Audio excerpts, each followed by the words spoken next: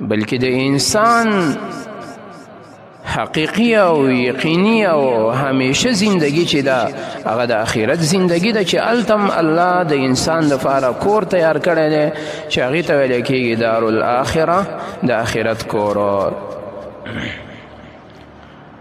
هوښیار انسان هغه وي، عقلمند انسان هغه وي چې هغه دنیا کې د ځان دپاره دومره آبادي وکړي، دومره د سر سوری پیدا کړي چې صرف د ده دا 50-60 کاله زندگی او دا عمر به کې تیر شي.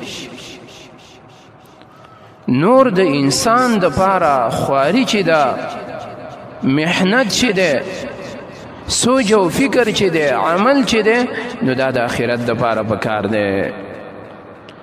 ځکه د آخرت زندگی چې ده هغه به نه ختمېدونکې زندگی ده.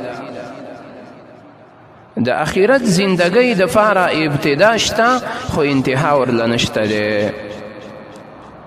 د آخرت زندگی چې د کم وخت نه شروع کیږي، الله عز وجل موږ او تاسو ته قرآن عظیم الشان کې ښودلې ده، خو د هغې انتها الله موږ ته نه ده ښودلې چې دا به کم وخته پورې وي. د دې وجې نه عقلمند انسان هغه دی چې هغه د دغه کور دپاره تیاری وکړي.